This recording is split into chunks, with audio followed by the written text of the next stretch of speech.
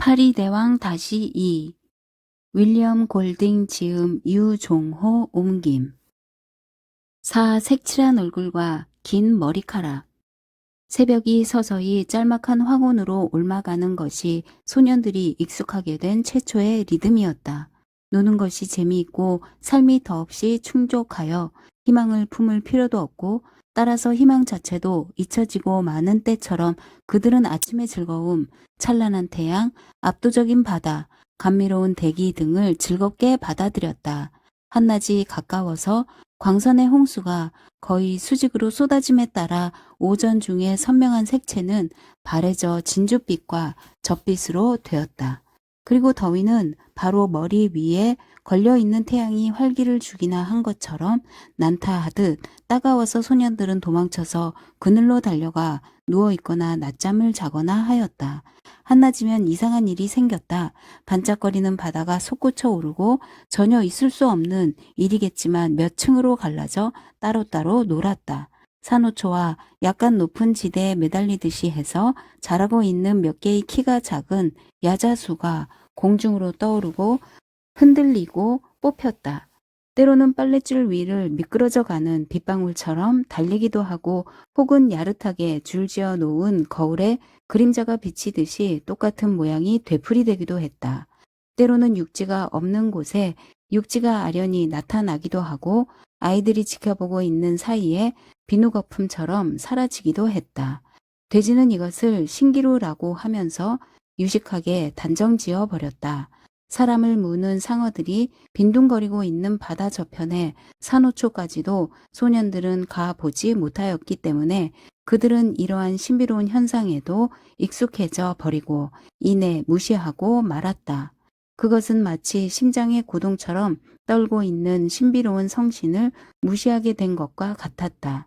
한낮에 이들 환영은 하늘 속으로 빨려 들어가고 태양은 분노한 눈처럼 아래를 노려보았다. 그러다가 오후도 기울 무렵이면 신기루도 가라앉고 태양이 기울어짐에 따라 수평선은 팽팽한 청색의 직선으로 고정되었다. 다시 비교적 서늘한 때가 되는 것이지만 이번에는 다가오는 어둠의 위협을 받기 마련이었다. 태양이 지고 나면 어둠이 소화기처럼 섬을 온통 내려 덮었다. 머나먼 별빛을 받는 오두막 속은 이내 불안으로 가득 차게 된다. 그러나 일하고 놀고 먹는다는 북구적인 전통 때문에 그들이 새로운 리듬에 전적으로 적응한다는 것은 불가능하였다. 꼬마인 퍼시벌은 일찌감치 오두막 속에 기어 들어와서는 이틀 동안이나 떠들고 노래하고 울고 하며 꼼짝을 않았다. 모두들 그가 돌았다고 생각하고 약간 재미있어 했다. 그 뒤부터 그는 내내 수척해지고 눈이 충혈이 되어 몰골이 처참하였다. 노는 법도 거의 없이 자꾸 울기만 하였다. 비교적 작은 소년들은 이제 꼬마들이라는 포괄적인 명칭으로 불려지고 있었다. 렐프를 선두로 해서 키의 크기는 차례차례 순서가 있었다. 사이먼과 로버트와 모리스 등 세 소년이 속해 있는 부부는 모호했지만 키가 큰 축과 꼬마들을 분간하기는 어렵지 않았다. 누가 보아도 틀림없는 꼬마들인 6살쯤 된 축들은 뚜렷하게 독립된 그러면서도 동시에 충실한 자기들만의 생활을 보냈다. 그들은 거의 진종일 손이 닿는 곳에 있는 과일을 따 가지고는 먹기만 하였다. 잘 익었나 덜 익었나 맛이 있나 없나 하는 것은 가리지를 않았다. 이제는 배앓이나 일종의 만성 설사에도 익숙해져 있었다. 어두워지면 이루 말할 수 없는 공포감에 휩싸였고 서로 의지하려고 떼지어 있었다. 먹는 것과 잠자는 것 외에는 노는 것으로 시간을 보냈다. 목적도 없이 하찮은 놀이를 눈부신 바닷가에 흰 모래에서 벌이는 것이었다. 어머니를 그리며 우는 것은 예상외로 드물었다. 햇볕에 타서 까맣게 된 몸은 아주 더러웠다.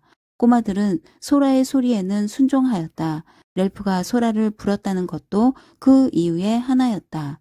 렐프는 키가 컸고 따라서 권위를 가지고 있는 어른들의 세계와 유대를 가지고 있었기 때문이다. 꼬마들이 회합의 재미를 즐겼다는 것도 또 한 가지 이유였다. 그러나 그 일을 빼놓고선 꼬마들은 큰 소년들과 어울리는 법이 거의 없었다. 소년들은 그들 나름의 극히 감정적인 단체 생활을 영위하고 있었던 것이다. 그들은 조그만 강가에 사주에 모래성을 쌓아놓았다. 이 모래성은 높이가 1피트쯤 되고 조개 껍데기와 시든 꽃과 묘하게 생긴 돌로 장식되어 있었다. 모래성 주위에는 여러 가지 표지와 길과 성벽과 철로 따위가 복잡하게 얽혀 있었는데 그것은 모래사장에다 눈을 대고 그 높이에서 바라보아야만 비로소 분간이 갔다. 행복스럽다고도 할 수는 없을 망정 꼬마들은 여기에 열중하여 놀았다. 때로는 새 꼬마가 모래성 하나를 쌓는데 어울리기도 하였다. 새 꼬마가 이곳에서 놀고 있었다. 헨리가 그중 제일 큰 아이였다. 그는 큰 불이 났던 날 저녁 후로는 볼 수가 없게 된 다갈색 반점이 있던 아이의 먼 친척벌이 되었으나 아직도 어려서 그의 행방불명이 뜻하는 바를 이해하지 못하였다. 그 아이는 비행기를 타고 고국으로 돌아갔다는 얘기를 들었더라도 태연하게 고지 들었을 것이다. 헨리는 이날 오후에는 제법 대장 행세를 했다. 함께 놀고 있던 다른 두 꼬마는 섬에서 제일 작은 퍼시벌과 존이었기 때문이다. 퍼시벌은 얼굴빛이 쥐색으로 자기 어머니에게조차 그리 귀여움을 받지 못했던 것이다. 존이는 몸매가 좋은 금발의 꼬마로 천성이 싸움을 즐겼다. 당장은 놀이에 재미를 붙이고 있었기 때문에 다소곳하게 굴었다. 새 꼬마들은 모래바닥에 무릎을 꿇고 사이좋게 놀고 있었다. 로저와 모리스가 숲을 속에서 나왔다. 봉화 당번이 교대가 되어서 헤엄을 한바탕 치려고 내려온 것이었다. 로저가 앞장서서 모래성을 곧바로 지나가며 성을 발길질하고 꽃을 파묻고 골라놓은 돌을 마구 흐트러 놓았다. 모리스가 웃으며 뒤따라가 더욱 형편없이 북새질을 하였다. 새 꼬마는 놀이를 그치고 쳐다보았다. 우연히도 그들이 특히 열중하고 있었던 특정한 표지가 닫히지 않았기 때문에 꼬마들은 항의조차 하지 않았다. 그저 퍼시벌의 눈 속에 모래가 들어가 훌쩍이기 시작했을 뿐이었고 모리스는 급히 그곳을 떠나갔다. 그 전에 고향에서 모리스는 어린아이의 눈에 모래를 쳐 넣었다고 벌을 받은 일이 있었다. 이제 여기엔 자기에게 징계의 채찍질을 할 부모가 있는 것은 아니었지만 그는 여전히 나쁜 짓을 했다는 불안감을 느꼈다. 마음속으로 변명 비슷한 것을 생각해 보았다. 그는 수영에 관해서 무어라 중얼거리더니 다른 박질쳐 갔다. 로저는 뒤에 남아서 꼬마들을 지켜보았다. 그는 추락했을 때보다도 눈에 띄게 검어지진 않았으나 목덜미와 앞 이마로 늘어진 검은 머리채는 그의 찌푸린 얼굴에 제격이었다. 뿐만 아니라 처음 보기에 사김성이 없고 뚱했던 인상이 험상궂게 보이기까지 하였다. 퍼시벌은 훌쩍이기를 그치고 놀이를 계속하였다. 눈물이 모래를 씻어낸 것이었다. 조니는 푸른 눈으로 그를 지켜보았다. 그러더니 모래를 그의 머리께로 소나기처럼 퍼붓기 시작하였다.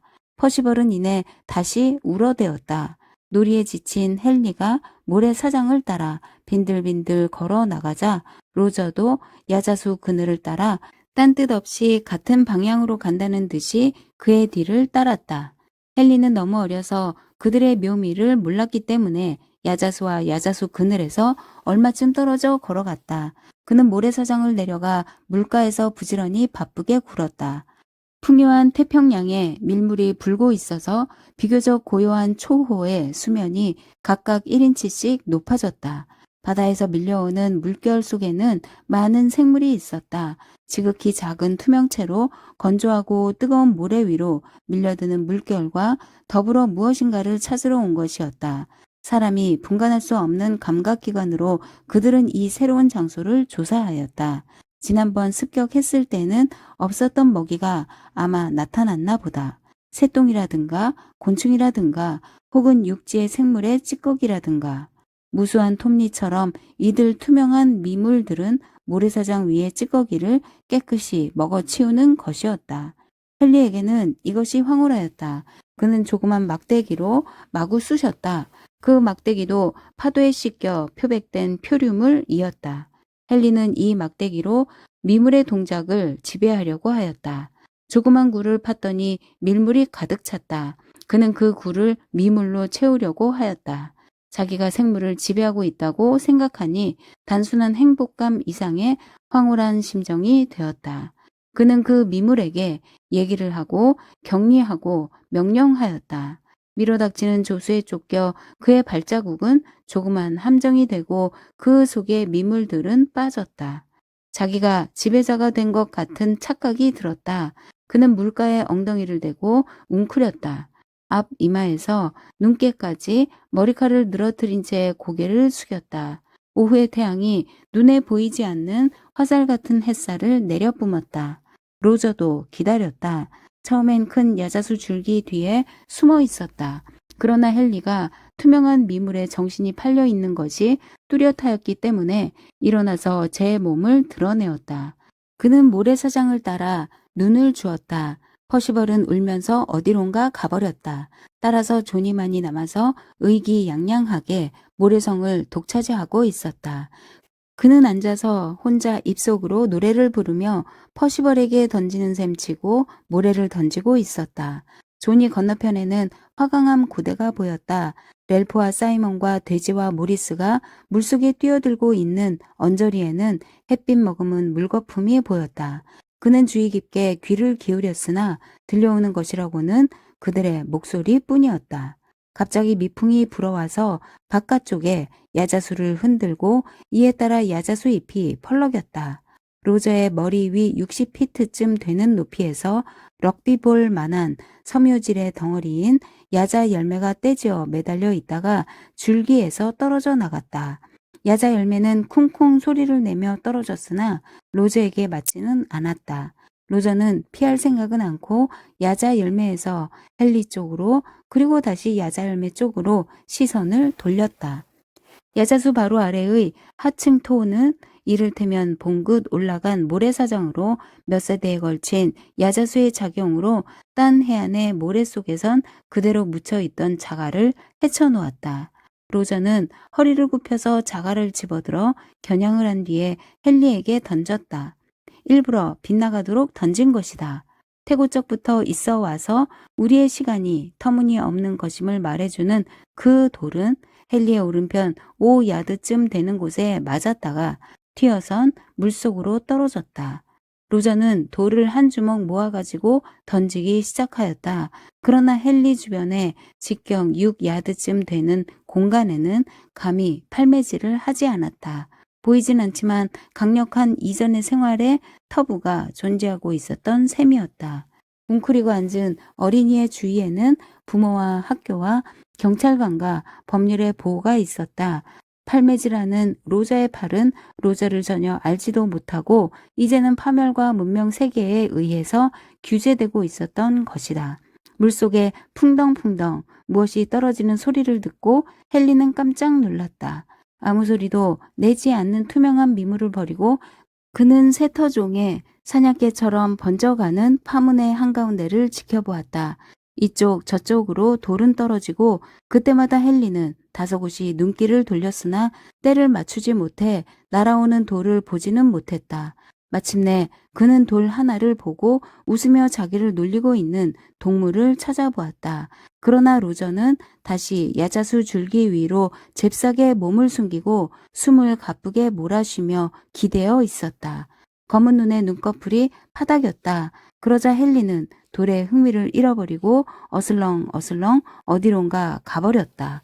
로저, 잭은 10야드쯤 떨어져 있는 나무 밑에 서 있었다. 로저가 눈을 뜨고 그를 보았을 때 까무잡잡한 피부 밑으로 검은 그림자가 후딱 지나갔다. 그러나 잭은 아무것도 눈치채지 못하였다. 그는 몹시 열을 내어 성급하게 손짓하고 있었다. 할 수 없이 로저는 그에게로 갔다. 강 끝에는 웅덩이가 있었다. 모래로 막혀진 조그만 못으로 수령과 바늘같이 가느다란 갈대가 무성하였다. 이곳에서 쌍둥이인 샘과 에릭이 기다리고 있었다. 빌도 기다리고 있었다. 햇볕을 피한 채 잭은 못가에 무릎을 꿇고 있었고 가지고 있던 두 개의 널찍한 나뭇잎을 벌렸다. 한 잎에는 흰 찰흙이, 딴 잎에는 붉은 찰흙이 들어있었다. 그 옆으로는 봉화터에서 가지고 온 숯 막대가 놓여 있었다. 그런 것을 펼치면서 잭은 로저에게 설명하였다. 멧돼지가 내 냄새를 알아차리진 못해. 그저 내 모습을 알아볼 뿐일 거야. 나무 밑에 무엇인가 분홍색이 보인다는 투로 말이야. 그는 찰흙을 발랐다. 초록 찰흙이 있다면 참 제격인데. 그는 찰흙을 발라 거의 못 알아보게 된 얼굴을 무슨 영문인지를 모르겠다는 눈초리를 하고 있는 로저에게로 돌렸다. 사냥을 하기 위해서야. 전쟁 때와 마찬가지야. 미체라는 속임수 있잖아. 딴 것처럼 보이려고 하는 거야. 얘기를 강조하느라고 그는 몸을 뒤틀었다. 나무줄기 위에 앉은 나방이처럼. 로저는 말귀를 알아듣고 심각한 얼굴로 고개를 끄덕였다. 쌍둥이 형제는 잭 쪽으로 자리를 옮기고 주저주저하며 무엇인가 항의를 하였다. 잭은 손을 저어 그들을 막았다. 듣기 싫어. 그는 얼굴에 칠한 붉은색, 흰색 사이의 숯 막대를 문질렀다. 안 돼. 너희들 둘은 나를 따라와. 그는 못에 비친 자기 얼굴을 들여다보았으나 마음에 들지 않았다. 그는 몸을 굽혀 미지근한 물을 두어 번 손으로 떠서 얼굴에 칠한 것을 지웠다. 주근깨와 다갈색의 눈썹이 드러났다. 로저는 억지로 미소를 지었다. 얼굴이 아주 엉망인데. 잭은 얼굴을 다시 칠할 궁리를 했다. 그는 한쪽 볼과 눈가를 희게 칠하고 다른 한쪽엔 붉은 찰흙을 발랐다. 그리고 오른쪽 귀에서 왼쪽 턱까지는 수치로 검은 선을 그려 넣었다. 그는 얼굴 모양을 보려고 못을 들여다보았으나 숨결 때문에 수면이 어지러워졌다. 샘, 에릭, 내게 야자 열매를 갖다 줘, 빈 걸로. 그는 물이 들어있는 열매 껍질을 들고는 무릎을 꿇었다. 동그란 햇볕의 반사점이 얼굴에 맞아 그 반사로 물속에 밝은 그림자가 나타났다. 그는 놀라며 그 속을 들여다보았다. 거기 보이는 것은 이미 자기의 모습이 아니었고 무시무시한 남이었다. 그는 물을 내버리고 신명나게 웃으며 일어섰다. 못가에서 그의 건장한 육체가 하나의 마스크를 쓰고 있는 모습에는 남의 이목을 끌고 그들을 위압하는 서슬이 있었다. 그는 덩실덩실 춤을 추기 시작했고 그의 웃음에는 피에 줄인 으르렁 소리로 변했다. 그는 빌 쪽으로 깡총깡총 뛰어갔다. 마스크는 이제 하나의 독립한 물체였다. 그 배후로 수치감과 자의식에서 해방된 잭이 숨어버린 것이었다. 적색, 흑색, 백색으로 채색된 얼굴이 공중에서 요동치며 빌 쪽으로 다가갔다. 빌은 웃으면서 펄쩍 뛰어올랐다. 그러나 이내 입을 다물고 슬금슬금 덤불 속으로 사라져갔다. 잭은 쌍둥이에게로 달려갔다. 딴 아이들은 열을 짓고 있어. 자, 따라와. 그러나 우리는 따라와. 난 살금살금 기어가서 찌를 테야. 마스크를 거역할 아이들은 그들에겐 없었다. 렐프는 웅덩이 수영장에서 올라와 모래사장을 종종 걸음으로 올라가 야자수 그늘에 앉았다. 금발이 눈썹 위에 달라붙어 그는 머리를 뒤로 젖혔다. 사이먼은 물 위에 둥둥 떠서 발을 놀려대고 모리스는 다이빙 연습을 하고 있었다. 돼지는 망연히 뭔가를 집었다 던졌다 하며 할 일 없이 빈둥거리고 있었다. 그의 마음을 사로잡았던 바위 사이의 웅덩이는 이제 밀물로 덮여 있었기 때문에 조수가 빠질 때까지는 아무 흥미도 있을 수 없었다. 이내 렐프가 야자수 그늘에 있는 걸 보고 그의 곁에 가 앉았다. 돼지는 누더기가 된 반바지를 걸치고 있었고 뚱뚱한 몸은 황금색을 띤 갈색이었다. 그의 안경은 무엇을 볼 때마다 여전히 번뜩이고 있었다. 그는 이 섬에서 머리가 자라지 않는 것 같이 보이는 유일한 소년이었다. 딴 아이들은 모두 봉두 남발의 형색이었지만 돼지의 머리만은 대머리를 타고나기나 한 듯이 한 묶음이 단정하게 놓여 있을 뿐이었다. 그리고 이 빈약한 머리나마 어린 숫사슴에 가지인 뿔의 녹용처럼 곧 없어질 것 같이 보였다. 나는 사뭇 시계 생각을 해왔어. 하고 돼지는 말하였다. 해시계라면 만들 수가 있어. 모래 속에 막대기를 박아놓고. 해시계에 관한 수학적인 조작을 설명하는 것은 무척 힘든 일이었다. 그는 그 대신 손놀림으로 약간의 설명을 해 보였다. 그리고 비행기와 TV 세트 하며 랠프는 기분이 언짢은 듯이 말하였다. 또 증기기관도 만들지. 돼지는 고개를 저었다. 그런 걸 만들자면 많은 금속이 필요해 하고 그는 말하였다. 그리고 우리는 금속을 가지고 있지 않아. 그러나 막대기라면 있거든. 랠프는 그를 향해 자기도 모르게 웃고 말았다. 돼지는 지겨운 녀석이었다. 그의 뚱뚱한 모습이라든지 천식이라든지 실제적인 생각이라든지 모두가 따분하였다. 그러나 그를 조롱하는 것은 언제나 재미있었다. 우연히 조롱하게 되는 경우에조차도 그랬다. 돼지는 랠프의 미소를 보고 그것을 우정의 표시라고 잘못 짚었다. 어느새 숙성한 또래 사이에선 돼지가 이단자라는 의견이 형성되어 있었다. 그의 악센트 탓도 있었지만 그건 대수로운 게 아니고 뚱뚱한 모습, 천식, 안경, 그리고 손일을 싫어하는 듯한 성벽이 그 원인이었다. 그런데 이제 자기가 한 얘기를 듣고 랠프가 미소 짓는 것을 보고 그는 기뻐서 고집을 피웠다. 막대기라면 얼마든지 있어. 각자 자기 몫의 해시계를 가질 수가 있어. 그러면 시간을 알게 돼. 참 좋겠다. 여러 가지 일을 할 필요가 있다고 너도 말했잖아. 우리가 구조되기 위해서는 가만히 있어봐. 그는 벌떡 일어서서 웅덩이 수영장 쪽으로 종종 걸음을 치며 갔다. 모리스가 막 서투르게 물 속으로 뛰어든 참이었다. 랠프는 화제를 돌릴 기회가 생긴 것이 기뻤다. 모리스가 수면으로 올라오자 그는 소리쳤다. 그게 뭐야? 배를 대고. 모리스는 물속으로 걷더니 미끄러져 들어온 랠프에게 미소를 보냈다. 모든 소년 가운데서 그는 제일 물에 익숙하였다. 그러나 오늘은 구조, 부질없고 하찮게 생각되는 그 구조 얘기가 성가셔서 푸른 물속도 나무 그림자를 통해서 황금빛으로 빛나는 태양도 그렇게 달갑지가 못하였다. 물속에 남아서 노는 대신에 그는 꾸준한 동작으로 사이먼 밑을 헤엄쳐가 웅덩이 수영장 건너편으로 나가서 바다 표범처럼 매끈매끈한 몸에서 물방울을 떨어뜨리며 누워버렸다. 언제나 눈치 없는 돼지는 일어서서 그의 곁으로 다가와 섰다. 랠프는 배를 깔고 엎드려 못 본 채 하였다. 신기루는 이미 사라지고 없었다. 그는 팽팽한 푸른 수평선을 따라서 시선을 굴렸다. 다음 순간 그는 벌떡 일어서서 고함쳤다. 연기 봐, 연기! 사이먼은 물속에서 정좌하려다 잔뜩 물을 먹었다. 막 물속에 뛰어들려던 모리스는 선체로 뒤뚱뒤뚱 하더니 화강암 고대로 달려가다 방향을 바꾸어 야자수 밑에 풀밭으로 갔다. 거기서 그는 다 해진 반바지를 입기 시작했다. 무슨 일에도 호응할 태세를 갖추기 위해서였다.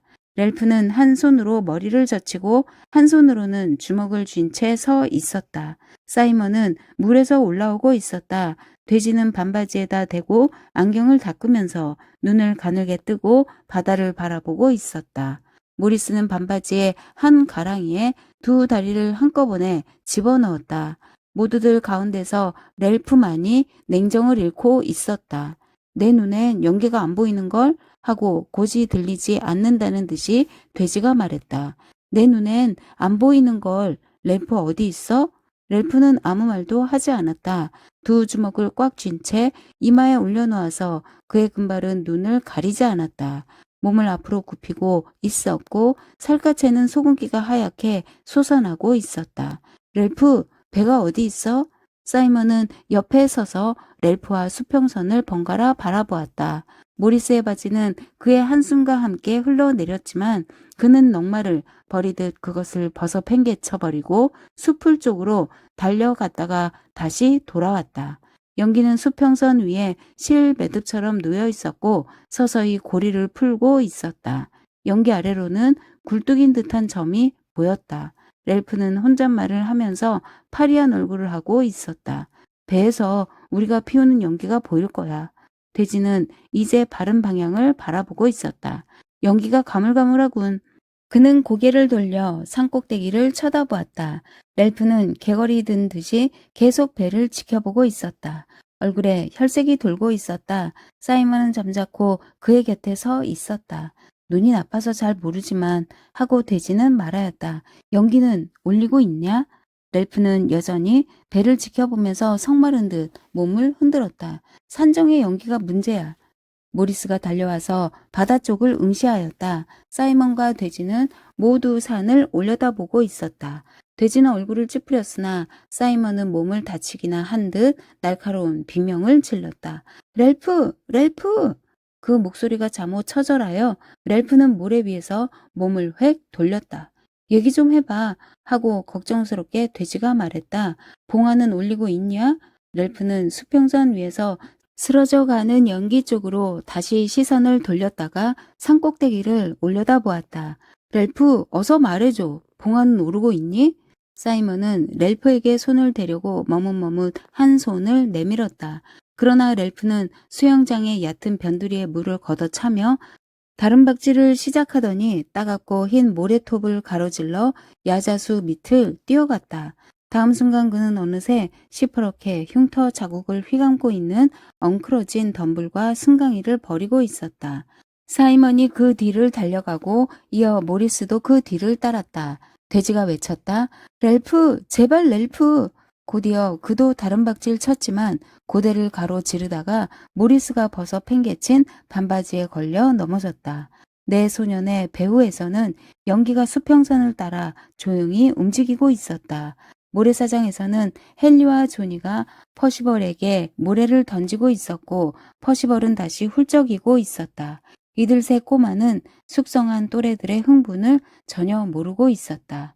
렐프는 흉터 자국에 육지 쪽 가장자리에 이르자 숨을 가쁘게 몰아쉬면서 욕설을 퍼부었다. 발가벗은 몸으로 마구 할퀴어대는 덩굴 사이를 달려왔기 때문에 온통 피투성이었다. 산이 가파로워지는 지점에서 그는 멈춰 섰다. 모리스는 불과 몇 야드 뒤에서 따라오고 있었다. 돼지 안경이 필요해 하고 렐프는 고함쳤다. 봉화가 꺼졌다면 말이야. 그는 고함치기를 그치고 선 채로 몸을 흔들었다. 모래사장에서 헐떡이며 올라오는 돼지의 모습이 가까스로 눈에 띄었다. 렐프는 수평선에서 산꼭대기로 눈길을 돌렸다. 돼지의 안경을 가지러 가는 것이 나을까? 그렇게라도 하지 않으면 배는 가버리고 말지나 않을까? 혹은 봉화가 막 꺼졌는데 무작정 올라가기만 한다면 천천히 기어 올라가는 돼지의 모습과 수평선 너머로 사라져가는 배의 모습만을 닥쳤던 개 모양으로 바라보기만 되는 게 아닐까? 다급한 결단의 시점에서 주저하고 우유부단한 자신에 대해 짜증을 내며 렐프는 소리쳤다. 아, 하느님, 아, 하느님. 사이먼은 덤불과 승강이를 하면서 숨을 돌리기 위해 잠시 숨을 죽였다. 그의 얼굴이 뒤틀려 있었다. 연기가 뭉게뭉게 흘러가는 것을 보고 발을 구르다가 렐프는 넘어졌다. 봉화불은 꺼져 있었다. 그들은 곧 그것을 간파하였다. 고국에 연기가 손짓하고 있었을 때 모래사장에서 이미 알고 있던 그대로 불은 꺼져 있었다. 불은 아주 꺼져서 연기도 나지 않고 불기도 없었다. 당번들도 없었다. 아직 태우지 않은 나무더미가 그대로 놓여 있었다. 렐프는 바다 쪽으로 눈길을 돌렸다. 수평선은 다시 그들을 아랑곳도 하지 않은 채 펼쳐져 있었고 가냘픈 연기 자국을 제외하고는 아무것도 없었다. 렐프는 바위 사이를 누비며 구르듯 달려가 분홍색 벼랑 끝에 간신히 몸을 가누고 배 쪽에다 대고 고함을 쳤다. 돌아와요! 돌아와요! 그는 얼굴을 바다로 돌린 채 벼랑을 따라서 이리저리 달렸다. 그의 목소리는 미친 듯이 날카로워졌다. 돌아와요! 돌아와! 사이먼과 모리스가 당도했다. 렐프는 두 소년을 눈 하나 깜빡이지 않고 바라보았다. 사이먼은 외면을 하고 볼의 땀을 훔쳤다. 렐프는 우라가 치밀어 자기가 알고 있는 대로의 온갖 욕설을 내뱉었다. 제기랄 불을 꺼뜨렸어. 그는 산의 가파른 쪽을 내려다보았다. 숨을 헐떡이고 꼬마처럼 훌쩍이며 돼지가 당도했다. 렐프는 주먹을 쥐고 상기에 있었다. 그의 골똘한 응시와 가시돋친 목소리로 그가 무엇을 보고 있는가 하는 것을 알 수 있었다. 저기들 가 있단 말이야. 저 아래쪽 물가에 흩어져 있는 분홍색 바위 조각 사이로 행렬을 짓고 있는 일단의 모습이 나타났다. 몇몇 소년들은 검은 모자를 쓰고 있었지만 그 점만 빼면 모두들 거의 알몸이었다. 발 조심할 필요가 없는 지대에 닿을 때마다 그들은 일제히 막대기를 공중에 쳐들었다. 그들은 노래를 부르고 있었는데 그것은 뒤뚱거리는 쌍둥이 형제가 소중하게 메고 있는 짐과 관련이 있는 것 같았다. 멀리 떨어져 있었지만 렐프는 단박에 잭을 알아볼 수가 있었다. 키가 크고 머리카락이 붉고 행렬을 지휘하는 것은 영락없이 잭이었던 것이다. 사이먼은 아까 렐프로부터 수평선으로 눈길을 옮겼듯이 이번엔 렐프를 보다가 잭에게로 눈길을 돌렸지만 어쩐지 두려워하는 것 같은 모습이었다. 렐프는 행렬이 다가오는 동안 잠자코 기다리고 있었다. 노랫소리는 귀에 들려왔지만 워낙 떨어져 있기 때문에 무슨 소리인지는 분간이 가지 않았다. 잭 뒤에는 쌍둥이 형제가 걸어오고 있었는데 어깨에는 큰 장대를 메고 있었다. 그 장대에는 창자를 도려낸 죽은 멧돼지가 매달려 있어 쌍둥이 형제가 울퉁불퉁한 지면을 터벅터벅 걸어갈 때마다 묵직하게 흔들렸다. 목계에 큰 상처가 난 멧돼지의 대가리는 축 늘어진 채 땅 위에서 무엇인가를 찾고 있는 것 같아 보였다. 이윽고 노래하듯 뇌는 말소리가 주발속 같은 새까맣게 탄 숲과 잿더미를 가로질러 들려왔다. 멧돼지를 죽여라, 목을 따라, 그 피를 흘려라. 그러나 그 말소리가 뚜렷하게 들렸을 무렵 행렬은 가파른 지대에 당도했기 때문에 뇌는 소리는 잠시 동안 멎었다. 돼지가 훌쩍였다. 사이먼은 마치 예배를 보다가 큰 소리를 지르기나 한 것처럼 돼지를 말렸다. 찰흙을 잔뜩 얼굴에 바른 잭이 제일 먼저 산정에 이르렀다. 그는 창을 쳐들고 신나게 렐프에게 소리를 질렀다. 보란 말이야. 우리는 멧돼지를 잡았어. 몰래 다가가서 삥 둘러싸고. 사냥 부대의 소년들이 일제히 소리쳤다. 삥 둘러싸가지고 우리는 기어갔어. 멧돼지는 비명을 지르고 쌍둥이 형제가 메고 있는 멧돼지는 새까맣게 엉긴 핏방울을 바위에 떨어뜨리고 흔들리고 있었다. 형제는 입을 크게 벌리고 똑같이 황홀한 웃음을 짓고 있었다. 잭은 렐프에게 들려줄 얘기가 너무나 많았다. 한꺼번에 모두 털어놓을 수가 없어 그는 대신 춤을 추었다. 위신을 생각한 그는 춤추기를 그치고 가만히 서서 싱긋 웃었다. 그는 자기 손에 피가 묻어 있는 것을 깨닫고 역겨운 듯이 상을 찡그렸다. 손을 닦을 것을 찾다가 반바지에 손을 문지르고는 또 웃었다. 렐프가 입을 열었다. 너희들은 불을 꺼뜨렸어. 전혀 상관없는 얘기를 한다는 생각이 들어 잭은 약간 뚱해지면서 멈칫했으나 너무 기뻐서 그만한 일에 신경을 쓰지는 않았다. 불은 다시 피울 수가 있어, 렐프. 너도 우리와 함께 있었더라면 좋았을걸. 참 신났어. 쌍둥이 형제는 채여 넘어졌고 우리는 멧돼지를 갈겼어. 난 대가리에 덤벼들어서 내가 멧돼지 목을 땄어. 하고 잭은 자랑스럽게 말했으나 그러면서도 몸을 비꼬았다. 칼자루에 흠을 내게 내 칼 좀 빌려주지 않으련, 렐프? 소년들은 떠들어대며 춤을 추었다. 쌍둥이 형제는 계속 빙글거리고 있었다. 피가 굉장했어 하고 웃으며 진저리를 치며 잭은 말하였다. 너도 꼭 구경을 했어야 하는 건데 매일 사냥을 나가야겠어. 렐프가 쉰 목소리로 다시 입을 열었다. 그는 그때까지 그 자리에서 꼼짝 않고 있었다. 너희들은 불을 꺼뜨렸어. 같은 소리를 두 번이나 듣고 잭은 불안해졌다. 그는 쌍둥이 형제를 보다가 다시 렐프에게 눈길을 돌렸다. 사냥을 하는데 그들이 꼭 있어야 했어. 하고 그는 말했다. 그렇지 않으면 삥 둘러쌀 수가 없었어. 그는 실책을 깨닫고 얼굴이 밝게졌다. 불이 꺼진 것이라야 한두 시간밖에 안 됐어. 다시 피우면 되잖아. 렐프의 알몸이 온통 상처 투성이라는 것과 내 소년이 침울하게 입을 다물고 있다는 것을 잭은 깨달았다.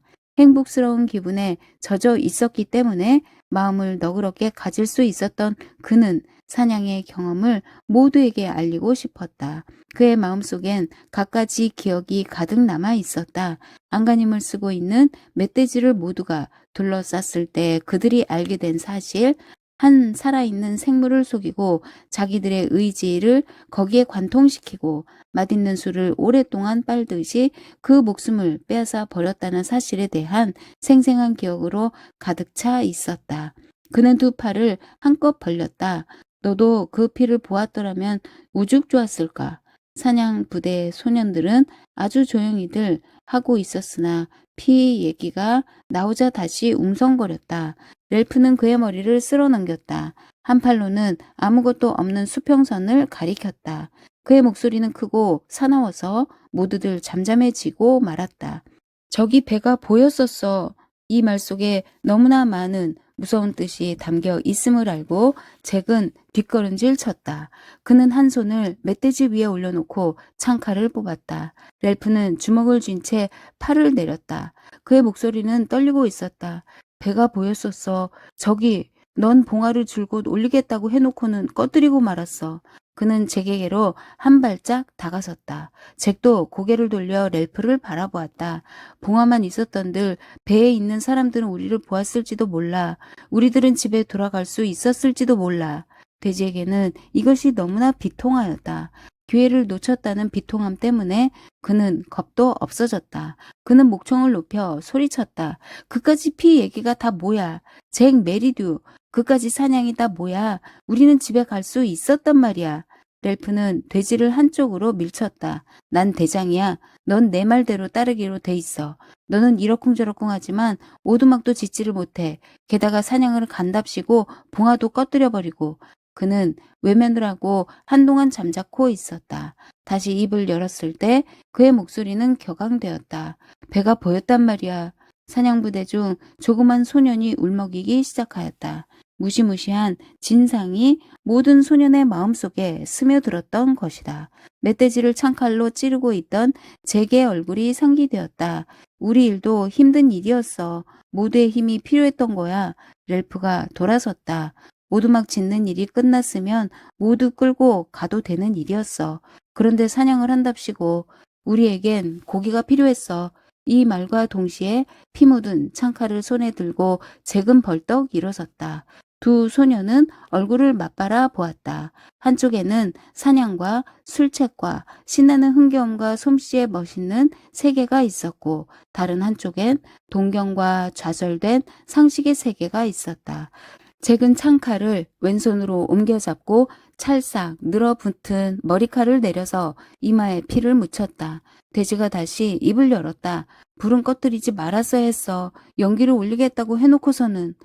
이런 말이 돼지 입에서 나오고 거기 호응하듯 사냥부대의 몇몇이 울음을 터뜨리자 잭은 사나워졌다. 그의 파란 눈은 째리는 눈길이 되었다. 그는 한 발짝을 내디뎠다. 누군가를 치고 싶은 기분이 되어 돼지의 배때기에다 주먹을 내질렀다. 돼지는 어이쿠 소리를 내며 주저앉았다. 잭은 그를 내려다보며 서 있었다. 그의 목소리는 수모감으로 떨리고 있었다. 너 또 그럴 테냐 이 뚱뚱보야? 렐프는 한 발짝 내디뎠다. 잭은 돼지의 머리를 쳤다. 안경이 떨어져 나가 바위에 부딪혀 소리를 내었다. 겁에 질려 돼지가 소리쳤다. 내 안경! 돼지는 기어가서 손으로 바위를 더듬었다. 먼저 간 사이먼이 안경을 집어주었다. 가지가지 격정이 산정에 서 있는 사이먼의 주위를 무서운 날개 소리를 내면서 퍼덕였다. 한쪽이 깨졌어. 돼지는 안경을 잡아채서 썼다. 그는 잭을 노려보았다. 난 안경을 써야 보여. 이제 한쪽밖에 안 보여. 좀 기다리면. 잭은 돼지 쪽으로 달려갔다. 돼지는 기듯이 해서 큰 바위 뒤로 달아났다. 바위 꼭대기로 얼굴을 내밀고 그는 번쩍이는 안경알 너머로 잭을 노려보았다. 이제 한눈밖에 안 보여. 조금 기다리면. 잭은 그의 하소연과 도망 행각을 흉내내 보였다. 조금 기다리면. 돼지의 모습이나 잭의 흉내가 아주 우스꽝스러워 사냥부대들은 모두 웃었다. 이에 잭은 기운이 났다. 그는 바위 타는 신용을 계속하여 모두의 웃음소리는 히스테릭한 홍소로 변하였다. 렐프는 자기도 모르게 입술이 웃음으로 뒤틀리는 것을 느꼈다. 이렇게 타협이 되어가는 자기 자신에게 그는 화가 났다. 그는 중얼거렸다. 치사한 짓이었어. 잭은 삥삥 돌기를 그치고 렐프에게 다가가서 곧바로 바라보았다. 그는 고함을 질렀다. 알았어, 알았어. 그는 돼지와 사냥 부대와 렐프를 번갈아 바라보았다. 미안해, 봉화권 말이야. 그 점 나는 그는 몸가짐을 바로 했다. 사과하겠다. 사냥부대 사이에서 떠들썩한 소리가 났다. 잭의 멋있는 행동을 칭찬하는 소리였다. 그들의 의견은 잭이 점잖게 굴었고 너그러이 사과를 함으로써 자기를 정당화하고 어렴풋이나마 잘못을 렐프에게로 돌렸다고 생각하는 것임이 분명하였다. 그들은 거기에 부합되게 점잖은 답변이 렐프에게서 나오길 기다렸다. 그러나 렐프는 대답하려 해도 목이 듣지 않았다. 실수를 저지른데 덧붙여 잭이 말로 때우려 드는 게 몹시 화가 났다. 불은 죽고 배는 가버린 것이다. 이것을 깨닫지 못한단 말인가? 점잖음 대신에 노여움이 그의 목을 스쳐갔다. 치사한 짓이었어. 모두들 산정에서 잠자코 있었다. 어떤 불투명한 표정이 잭의 눈에 나타났다가 사라졌다. 렐프는 마지막 말을 퉁명스럽게 중얼거렸다. 좋아, 자 불을 피워. 이제 곧 활발한 일을 좀 해야 했기 때문에 긴장이 약간 풀렸다. 렐프는 그 이상 아무 말도 하지 않고 가만히 서서 발 밑에 잿더미를 내려다보고 있었다. 잭은 큰 소리를 지르며 활발히 움직였다. 그는 명령을 내리며 노래를 부르며 휘파람을 불며 일변 잠자코 있는 렐프에게 무어라 얘기를 건네기도 했다. 그것은 대답이 필요 없는 얘기였기 때문에 무안을 당할 것도 없었다. 렐프는 여전히 잠자코 있었다. 아무도 잭조차도 렐프에게 비켜달란 소리를 하지 않았다. 결국 원 봉화터에서 3야드 떨어진 전보다 불편한 지점에 불을 피우지 않으면 안 되었다. 이리하여 렐프는 대장으로서의 그의 권한을 주장한 셈인데 그것은 며칠 동안을 숙고하더라도 더 뾰족한 수는 나오지 못할 만큼 훌륭한 묘수였다. 분명하게 규정할 수는 없지만 극히 효과적인 이 무기에 대해 잭은 무력하였고 까닭 모르게 우라가 치밀었다. 장작더미가 다 쌓여졌을 땐 두 소녀는 거대한 장벽을 사이에 두고 마주 서 있었다. 막상 불을 붙일 때가 되니 또 어려움이 닥쳤다. 잭에게는 불을 붙일 방도가 없었다. 그러자 렐프가 돼지에게로 다가가서 안경을 벗겨 잭도 놀랐다. 잭과 자기 사이의 연출이 어떻게 해서 끊어지고 어디서 다시 이어졌는지는 렐프 자신도 모르고 있었다. 안경을 곧 돌려줄게. 내가 가지러 갈게. 렐프가 무릎을 꿇고 화난 점에 초점을 맞추고 있는 동안 돼지는 그의 등 뒤에 서서 뜻없는 빛깔의 홍수 속에 쌓여 있었다. 불이 붙자마자 돼지는 손을 벌려 안경을 도로 받았다. 연보라, 빨강, 노란색의 엄청나게 아름다운 꽃을 앞에 두고 저기도 사라졌다. 모두들 야영의 모닥불을 쬐는 일단의 소년처럼 삥 둘러섰다. 돼지나 렐프조차도 어느새 한몫 끼었다. 소년 몇이 장작을 더 구하기 위해 비탈을 내려갔고 그 사이에 잭은 멧돼지의 칼질을 하였다. 그들은 멧돼지를 막대기에 올려놓고는 송두리째 구우려고 하였으나 고기가 구워지기도 전에 막대기가 타버리고 말았다. 결국 살점을 나뭇가지 끝에 꿰어서 불꽃 속에서 들고 있었다. 그래도 잘못하면 고기보다 사람이 먼저 타버릴 지경이었다. 렐프는 군침을 흘렸다. 그는 멧돼지 고기를 거절할 작정이었으나 지금까지 과일이나 나무 열매 혹은 묘한 게나 생선만을 먹어왔기 때문에 크게 고집을 피우진 못했다. 그는 반밖에 구워지지 않은 고깃점을 받아들고 흡사 이리처럼 물어씹었다. 돼지가 역시 군침을 흘리면서 말했다. 나 먹으면 안 되니? 잭은 여발한 듯이 권력을 과시하기 위해 돼지를 의아스러운 상태 속에 놓아둘 작정이었다. 그러나 자기만 빠졌다는 것을 돼지가 이렇게 광고했기 때문에 잭으로서는 다시 잔인하게 굴지 않을 수가 없었다. 너는 사냥을 안 했어. 사냥이라면 렐프도 안 했고 또 사이먼도 거들지 않았어. 하고 돼지는 맥없이 처량하게 말했다. 그러더니 또 부연했다. 개고기 같은 것은 먹으나 마나야. 랠프가 불안스레 뒤척였다. 쌍둥이 형제와 돼지 사이에 자리 잡고 있던 사이먼은 입을 닫고는 손에 들고 있던 자기 고깃점을 바위 위로 돼지에게 던져주었다. 돼지는 그것을 잡았다. 쌍둥이 형제는 낄낄거리고 사이먼은 창피하다는 듯 고개를 숙였다. 그러자 잭이 벌떡 일어나 큰 고깃점을 베어서 사이먼의 발개로 내던졌다. 처먹어 자식. 그는 사이먼을 노려보았다. 집어먹어. 동그랗게 둘러앉은 소년들이 당황하여 어쩔 줄 모르고 있는 가운데 그는 발꿈치로 몸을 빙빙 돌렸다. 내가 너희들에게 고기를 먹게 해준 거야.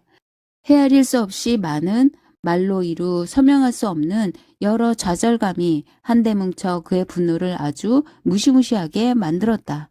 나는 얼굴에 칠을 하고 몰래 다가갔었어. 그래가지고 지금 모두들 먹고 있는 거야.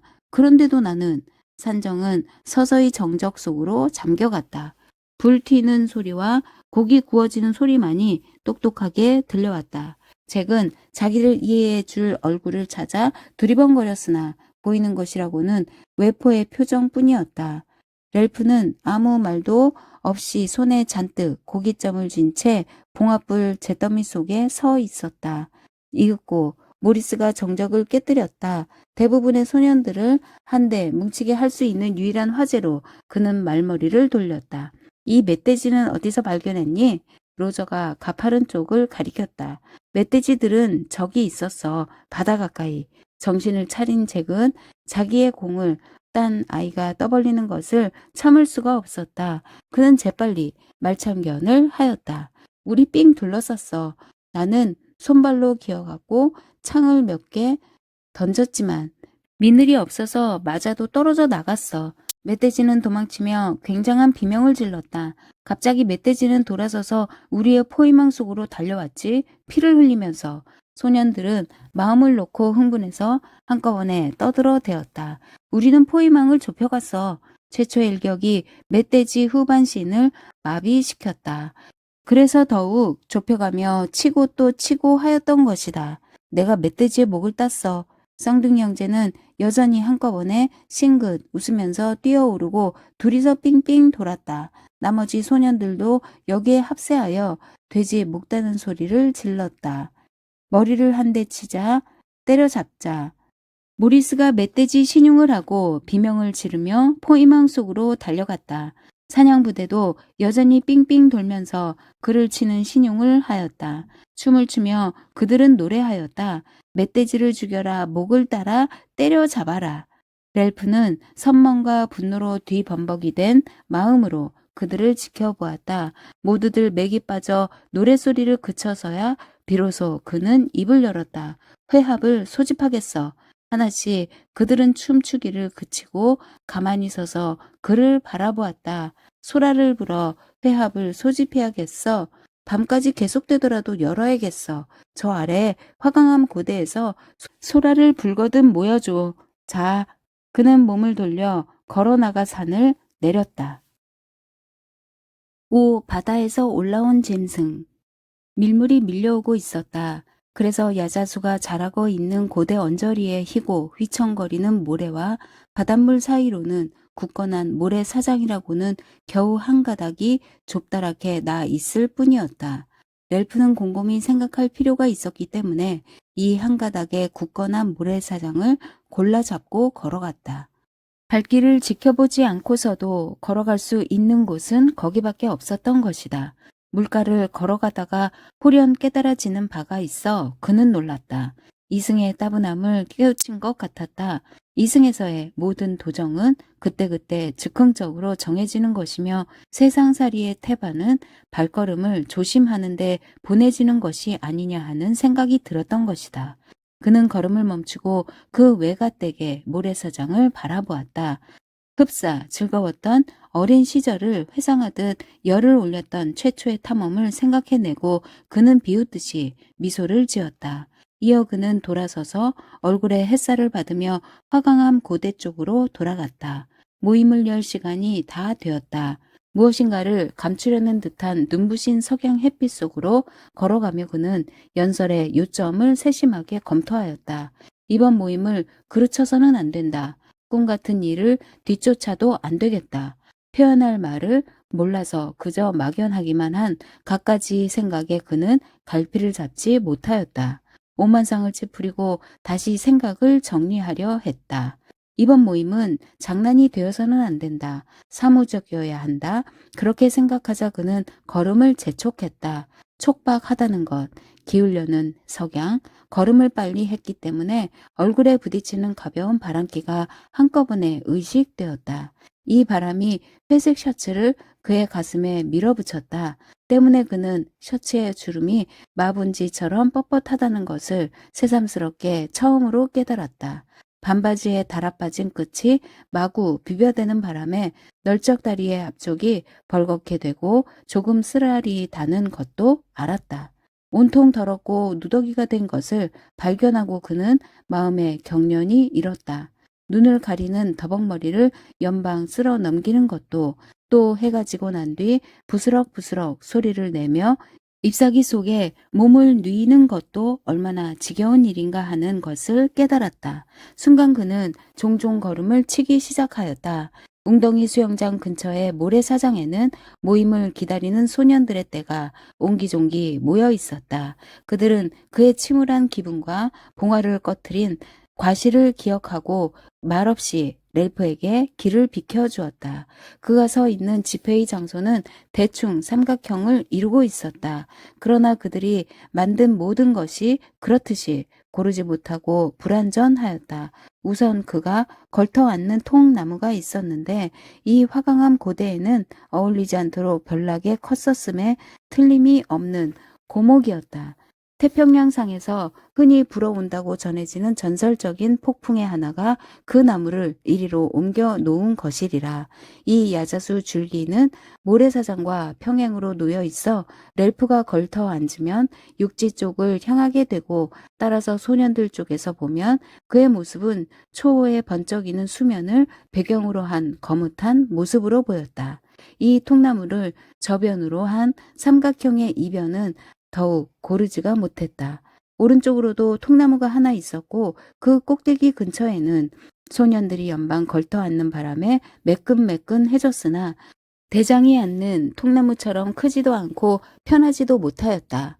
왼편으로는 조그만 통나무가 4개 있었는데 그중 맨 가장자리 것은 형편없이 뒤뚱거렸다. 누군가가 몸을 뒤로 너무 젖혀 앉는 바람에 통나무가 벼랑간 뒤뚱거려 5-6명의 소년이 뒤쪽 풀밭 속으로 나뒹굴어 모임이 웃음바다가 된 적도 한두 번이 아니었다.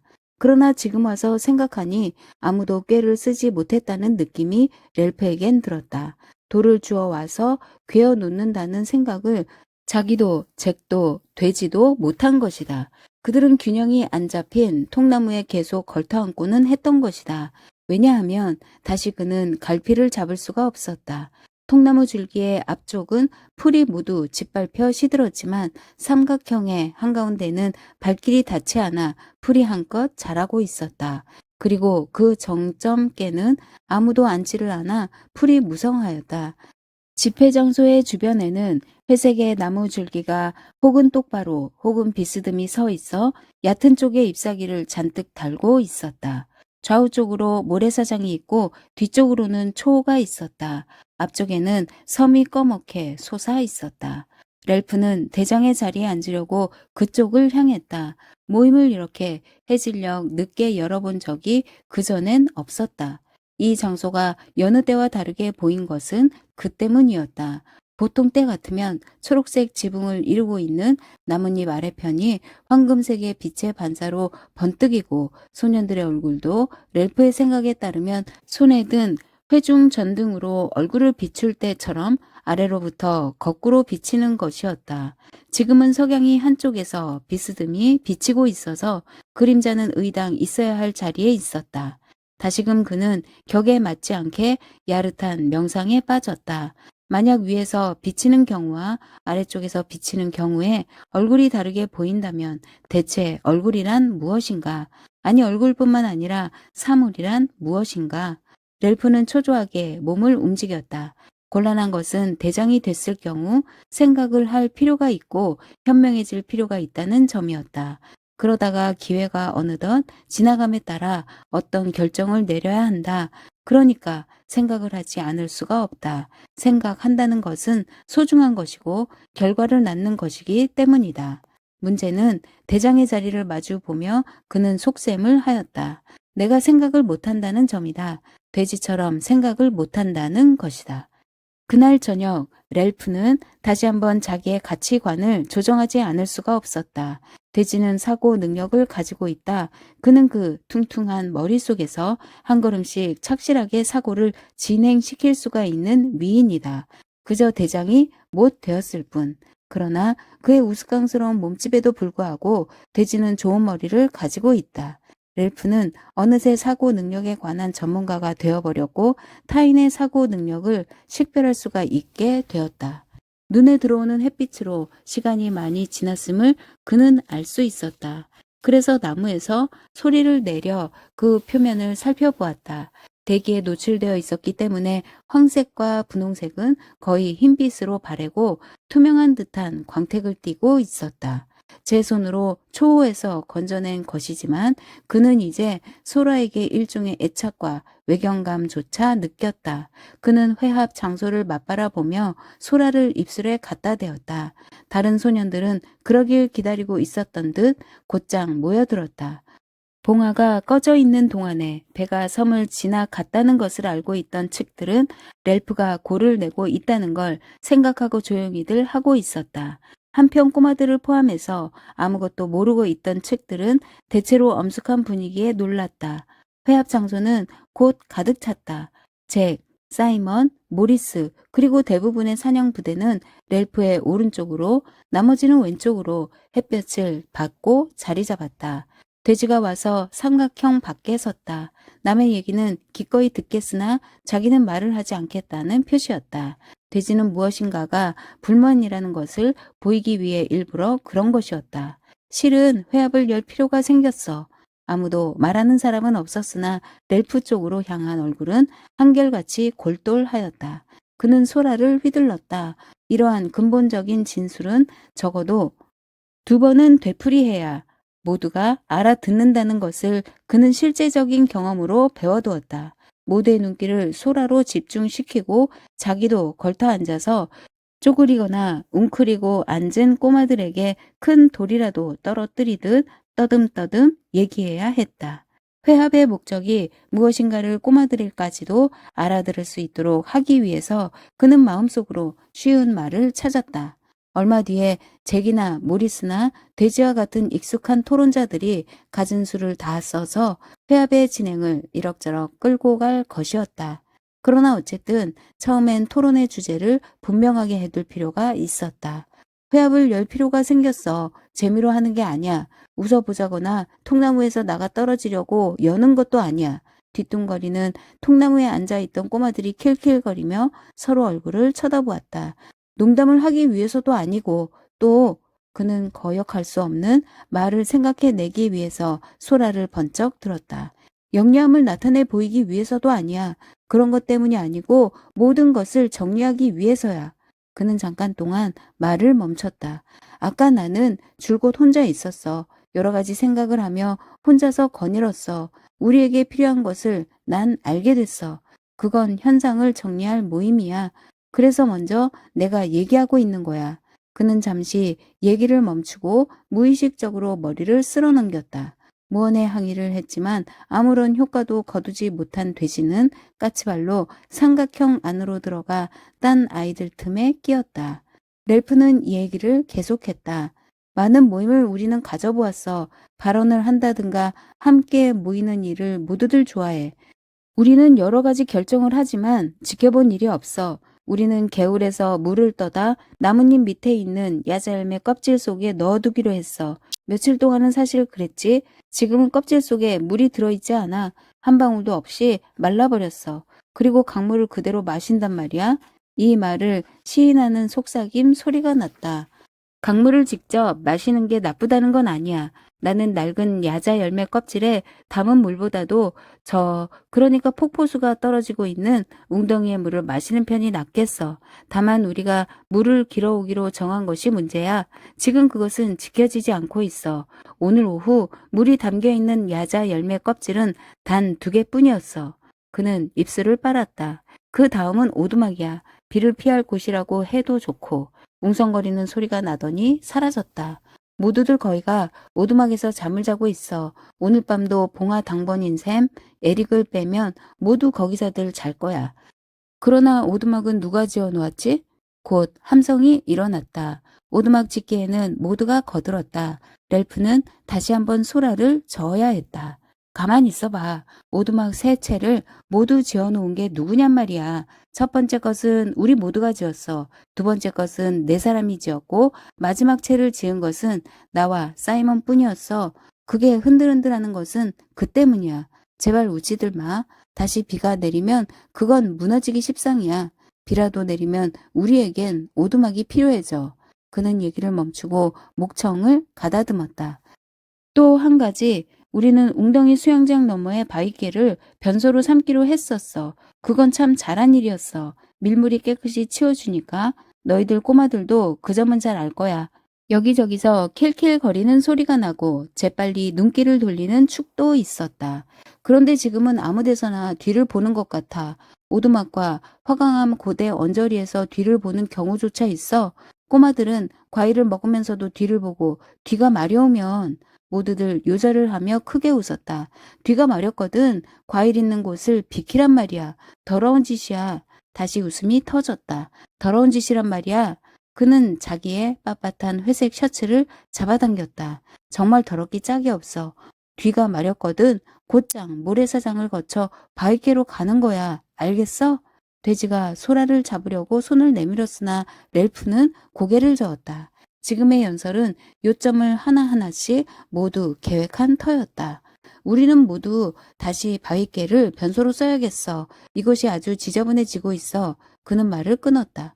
모두들 위기를 직감하고 다음엔 무엇일까 하고 긴장하였다. 그리고 다음은 봉화권이야. 렐프가 약간 숨찬 듯 엷은 한숨을 내쉬었더니 이에 호응하듯 한숨 소리가 회중 속에서도 나왔다. 잭은 나무 조각을 창칼로 치기 시작하며 로버트에게 무어라 소곤거렸다. 로버트는 외면을 했다. 봉화는 이 섬에서 가장 중요한 것이야. 만약 봉화를 계속 울리지 않는다면 요행을 바라지 않는 이상 어떻게 구조될 수가 있냔 말이야? 불 하나 피우는 것이 그렇게도 어려운 일이란 말이야? 그는 한 팔을 내밀었다. 스스로를 돌아봐. 전부 몇 명이야? 그런데도 연기를 올리기 위해 불 하나 제대로 피워대지 못한단 말이야? 아직도 모르겠어? 불을 꺼뜨리게 되면 우리가 죽게 된다는 것을 깨닫지 못한단 말이야? 열적은 듯이 킬킬거리는 소리가 사냥부대 속에서 들려왔다. 렐프는 화를 내며 그들을 향했다. 웃어? 사냥부대에 일러두지만 연기가 멧돼지보다 훨씬 중요하단 말이야. 아무리 많이 잡더라도 말이야. 모두들 알아들어? 그는 두 팔을 한껏 벌리고 삼각형으로 앉아있는 소년들을 두루 둘러보았다. 우리는 저 꼭대기에 연기를 올려야 돼. 그렇지 않으면 죽는 거야. 그는 얘기를 멈추고 다음에 얘기할 요점을 생각했다. 그리고 또 한 가지. 누군가가 소리쳤다. 가지수가 너무 많아. 이 말에 동의하는 수군거리는 소리가 났다. 렐프는 그것을 묵살했다. 그리고 또 한 가지. 우리는 이 섬을 거의 불바다로 만들 뻔했어. 그리고 바위를 굴려 내리거나 요리를 하기 위한 불을 피우거나 해서 시간을 허비하기도 해. 내가 대장이니까 규칙을 만들겠어. 산꼭대기 이외의 장소에선 불을 피우지 않기야. 앞으로는 꼭. 큰 아우성이 일어났다. 소년들이 일어서서 소리치고 렐프도 큰 소리로 응대했다. 생선이나 게를 요리할 불이 필요할 경우엔 산으로 올라가면 된다. 이 말이야. 그 점은 꼭 지켜주어야겠어. 기울려는 석양을 받으며 소라를 잡으려고 몇 사람의 손이 내밀어졌다. 렐프는 그것을 손에서 놓지를 않고 나무줄기 위로 뻗쳐 올라갔다. 내가 진지하게 말하고 싶었던 것은 이것이야. 하고 싶은 말을 했어. 너희들은 나를 대장으로 선출했어. 이제 내 말을 따라줘야겠어. 소년들은 차츰 진정이 되어 아까처럼 걸터 앉았다. 랠프는 나무 줄기에서 내려와 여느 때 같은 목소리로 말하였다. 그러니 명심해줘. 바위깨를 변소로 쓸 것, 불과 연기를 계속 올려 신호로 삼을 것, 산에서 불을 붙여 오지 말 것, 요리는 산꼭대기에서 할 것. 잭이 모경 속에서 상을 찌푸리고 일어나서 두 손을 내밀었다. 나는 아직 말을 끝내지 않았어. 그러나 여태껏 줄곧 얘기했잖아. 소라는 내가 들고 있어. 잭은 투덜거리며 걸터 앉았다. 그리고 마지막 문제가 남아 있는데 이건 모두들 자유롭게 토의해 주길 바래. 그는 조용해질 때까지 기다렸다. 모든 게 엉망으로 되어가고 있어. 까닭을 난 모르겠어. 처음엔 잘 돼갔었고 우린 행복했어. 그러더니 그는 소라를 조용히 흔들며 소년들의 어깨 너머를 멍하니 바라보았다. 그리고 짐승과 뱀과 산불과 공포에 떨면서 한 얘기 등을 생각해내었다. 그러더니 모두들 겁에 질리기 시작했어. 중얼거리는 소리와 거의 신음소리 같은 것이 들렸다가 사라졌다. 잭은 나무 깎기를 벌써 그치고 있었다. 갑자기 렐프가 다시 입을 열었다. 그러나 그건 꼬마들의 얘기야. 그걸 분명히 해두어야겠어. 따라서 우리 모두가 토의해야 할 이 마지막 것은 이를테면 이 공포의 정체를 결정하자는 거야. 머리카락이 다시 눈께로 내려오고 있었다. 우리는 이 공포에 관해서 토의를 해가지고 그것이 근거 없는 것이란 것을 확실히 해두어야겠어. 때때로 나 자신도 겁에 질리는 경우가 있어. 그러나 그것은 당치도 않은 일이야. 헛개비 같은 거야.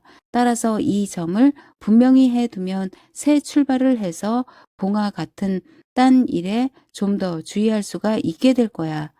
햇볕이 찬란한 모래사장을 따라 걸어가고 있던 새 소년의 모습이 퍼뜩 머릿속에 떠올랐다. 그러면 다시 행복해질 수가 있을 거야.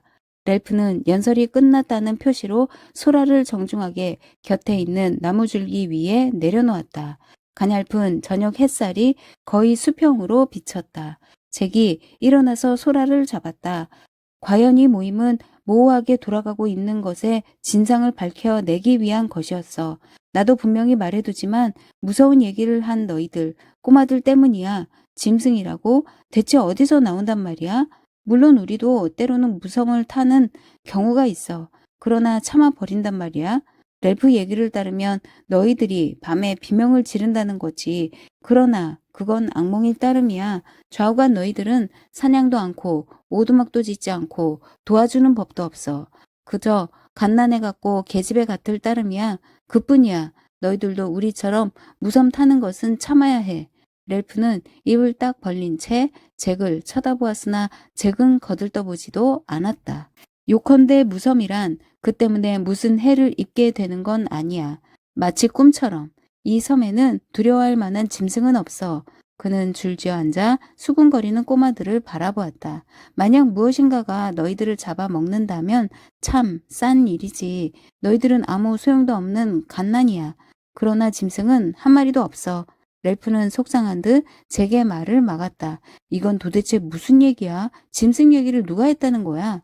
내가 요전날 그랬잖아. 꼬마들이 꿈을 꾸고 비명을 지른다고 했잖아. 그런데 이제 모두들 꼬마들뿐 아니라 우리 사냥 부대까지도 때때로 어떤 것, 어떤 시꺼먼 것, 짐승인가 무슨 동물 같은 걸 얘기한단 말이야. 나는 내 귀로 들었어. 그걸 너는 생각 못했을지도 몰라. 자, 들어봐. 조그만 섬에는 큰 동물이 없는 법이야. 멧돼지나 있을 뿐이야. 사자나 호랑이 같은 것은 아프리카나 인도 같은 큰 나라에나 있는 법이야. 동물원에도 있어. 내가 소라를 들고 있는 중이야. 나는 무섬 타는 얘기가 아니라 짐승에 관해서 얘기하고 있는 거야. 무섬을 타고 싶으면 그건 마음대로 해. 그러나 짐승에 관해서. 잭은 소라를 안고 얼으면서 얘기를 멈추고 더러운 검정 모자를 쓴 휘하의 사냥부대 쪽으로 향했다. 내가 사냥꾼이겠어? 아니겠어? 그들은 자연스레 고개를 끄덕였다. 잭은 갈데 없는 사냥꾼이었다. 그걸 의심하는 사람은 없었다. 그렇다면 얘긴데 나는 이 섬을 샅샅이 뒤져보았어. 혼자서 말이야. 짐승이 있다면 틀림없이 내 눈에 띄었을 거야.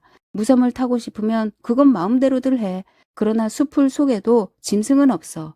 잭은 소라를 돌려주고 앉았다. 모두들 마음을 놓고 그를 칭찬했다. 이어 돼지가 손을 내밀었다. 제게 말에 모두 찬성하는 건 아니지만 일부는 찬성이야. 그의 말대로 숲풀 속에도 짐승은 없어. 어떻게 있을 수가 있겠어? 있다면 그 짐승은 무얼 먹고 살겠어? 멧돼지.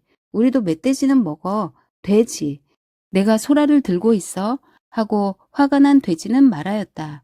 렐프, 모두들 입을 다물고 있어야 하는 것 아니야? 그렇지. 꼬마들 좀 조용히 해. 내가 말하고자 하는 것은 이 무섬 타는 점에 대해선 잭과 의견을 달리한다는 것이야. 물론 숲풀 속에는 두려워할 만한 것이 아무것도 없어. 나도 거기는 혼자서 가보았어. 그런데 유령이니 무언이 그런 얘기들을 하고 있어. 현재의 사태를 우리는 모두 알고 있고 무엇인가가 잘못돼 있으면 그것을 고쳐놓을 사람이 있어야 하는 거야. 그는 안경을 벗고 모두에게 눈을 껌뻑였다. 마치 전등을 꺼버린 것처럼 해가 져버렸다. 그는 계속해서 설명하였다. 배탈이 났을 경우엔 그것이 큰 배든 조그만 배든 간에 내 것은 참 크다. 너희들이 웃을 것을 다 웃어야지 회합이 계속될 수 있을 거야. 그리고 꼬마들이 뒤뚱거리는 통나무에 다시 올라앉으면 어차피 또 나뒹굴고 말 거야. 그러니 땅바닥에 앉아서 내 얘기를 듣는 편이 나을 거야. 웃지 말고 들어봐. 우리는 어디가 나쁘면 의사를 찾아가. 마음속의 병도 마찬가지야. 아무것도 아닌 것에 늘 무섬을 타야 한다고 말하는 것은 아니겠지? 인생이란 하고 돼지는 문제를 확대해서 말하였다. 인생은 과학적으로 돼 있어. 사실이야. 1년이나 2년 후 전쟁이 끝나면 화성으로 왕복 여행을 하게 될지도 몰라. 나도 짐승이 없다는 것을 알고 있어. 발톱이나 그런 걸 가진 짐승이 없다는 것도 알고 있어. 무섬 탈 만한 것이 없다는 것 또한 알고 있어. 돼지는 얘기를 멈췄다. 다만 렐프는 초조한 듯 몸을 움직였다. 다만 무엇란 말이야. 다만 우리가 사람에 대해서 무섬을 탄다면 문제가 달라진단 말이야. 절반은 조롱이요. 절반은 거저 웃는 소리가 앉아있는 소년들 사이에서 일어났다. 돼지는 고개를 획 숙이며 급히 말을 이었다. 그러니 짐승 얘기를 한 꼬마의 얘기를 들어보기로 해. 그러고 나면 그 아이가 얼마나 터무니없이 어리석은가를 알려줄 수가 있을 거야. 꼬마들이 저희들끼리 쑥덕거리더니 하나가 일어섰다. 내 이름이 뭐지? 필이야. 꼬마치고는 아주 자신 있어 보이는 아이였다. 손을 내밀어 렐프가 그랬듯이 소라를 안고 모두를 둘러보았다. 얘기를 시작하기 전에 회중의 주의를 환기시키기 위해서였다. 어젯밤에 난 꿈을 꾸었어. 내가 여러 가지 것과 승강이 하는 소름 끼치는 꿈이었어.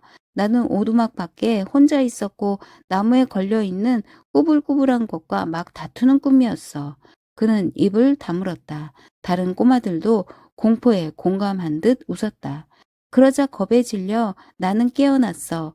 오두막 밖 캄캄한 속에서 나는 혼자였고 그 꾸불꾸불한 것은 어디론가 사라졌어. 그럴 법하고 소름이 오싹 끼치는 이 아이의 생생한 공포담은 모두를 조용하게 만들었다. 그의 목소리는 흰 소라 뒤에서 날카롭게 계속되었다. 겁에 질린 나는 렐프를 소리쳐 부르기 시작했는데 그러자 무엇인가가 나무 사이에서 움직이고 있는 걸 보았어. 굉장히 크고 무시무시한 것이 생각만 해도 무서워진다는 듯이 그럼에도 자기의 얘기가 약이 시키고 있는 공포감을 자랑스럽게 여긴다는 듯이 그는 말을 끊었다. 그건 악몽이었어 하고 렐프가 말하였다. 그리고 목류병이야. 모두들 동의하는 듯 나지막하게 중얼거렸다. 그 꼬마는 완강하게 고개를 저었다. 꾸불꾸불한 것과 싸우고 있었을 땐 잠이 들어 있었지만 그것이 가버렸을 적엔 깨어 있었어. 그리고 크고 무시무시한 것이 나무 사이에서 움직이고 있는 것을 본 거야. 렐프는 두 손을 내밀어 소라를 잡았고 꼬마는 앉았다. 너는 잠자고 있었던 거야. 아무도 없었던 거야. 밤중에 숲속을 헤매고 있는 자는 없을 테니까. 누가 거기 있었니? 누구 나간 사람 있어? 오랫동안 정적이 흘렀다. 깜깜한 어둠 속에 밖으로 나가는 사람 일을 생각하고는 모두들 싱글거리기만 하였다. 그러자 사이먼이 일어났다. 놀란 표정으로 렐프는 그를 바라보았다. 너냐? 깜깜한 밤에 뭐하러 할 일 없이 헤맨 거야? 사이먼은 발작적으로 소라를 잡았다. 나는 어떤 곳에, 내가 알고 있는 어떤 곳에 가고 싶었던 거야. 어떤 곳이길래? 그저 내가 받은 곳이야. 정글 속에 있는 장소야. 그는 멈칫거렸다. 잭이 두 사람을 대신하여서 그 문제에 매듭을 지었다. 싱겁게 돌리면서도 단호한 경멸조의 목소리였다. 뒤가 마려웠던 게지. 사이먼이 창피스럽게 됐다고 생각했다. 렐프는 소라를 돌려받았다. 그러면서 사이먼의 얼굴을 엄숙하게 지켜보았다. 두 번 다시는 그러지 마. 알겠어? 밤에는 못 써. 내가 마치 무엇처럼 얼씬거리는 것을 보지 않더라도 짐승에 대해서 이러쿵 저러쿵 주책 없는 소리들을 하는 판국이야. 비웃음 소리가 크게 났다. 공포와 비난을 담은 비웃음이었다. 사이먼이 입을 열려고 했으나 렐프가 소라를 잡고 있었기 때문에 자기 자리로 돌아갔다. 모두들 잠자코 있자 렐프는 돼지 쪽을 향했다. 돼지? 그러면 또 하나 있어, 저 애야. 꼬마들이 퍼시벌을 앞으로 끌어내고 제자리로 돌아갔다. 삼각형의 중심부에 퍼시벌은 서 있었다. 무릎까지 닿는 풀 속에 서서 파묻힌 자기 발을 내려다보고 거기가 풀밭이 아니고 천막 속이기나 한 것 같은 태도를 지으려고 애를 썼다. 그 전에 똑같은 모습으로 서 있던 또 하나의 꼬마가 렐프의 기억 속에 떠올랐다.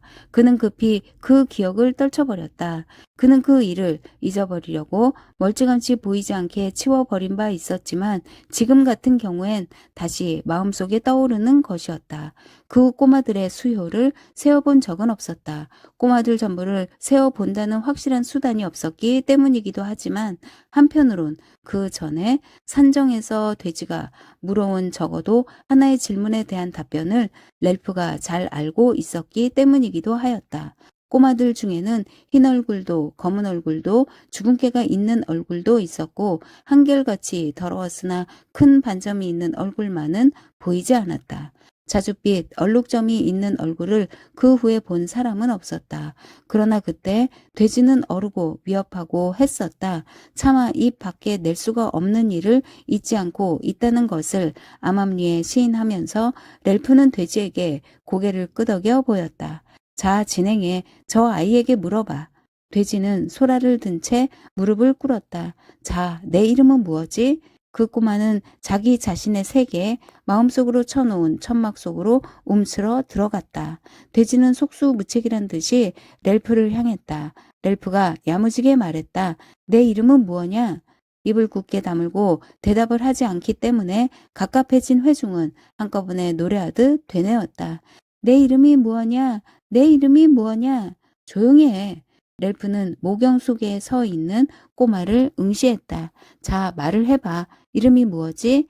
퍼시벌 윈즈 메디슨, 햄프셔주, 하코트 세인트 앤터니 목사관, 전화번호는 이러한 주소, 성명이 슬픔의 샘물 깊이 뿌리 박혀 있었던 듯이 그 꼬마는 울음보를 터뜨렸다.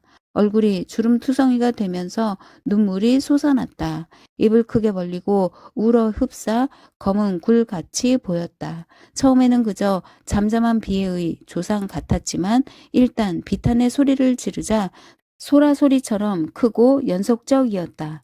닥쳐! 닥쳐! 퍼시벌 윈즈 메디슨은 그치려 하질 않았다. 권위의 힘으로도 육체적인 협박으로도 어쩌지 못할 만큼 슬픔의 울음보가 터진 것이었다. 숨쉴 사이도 없이 울음은 계속되었다.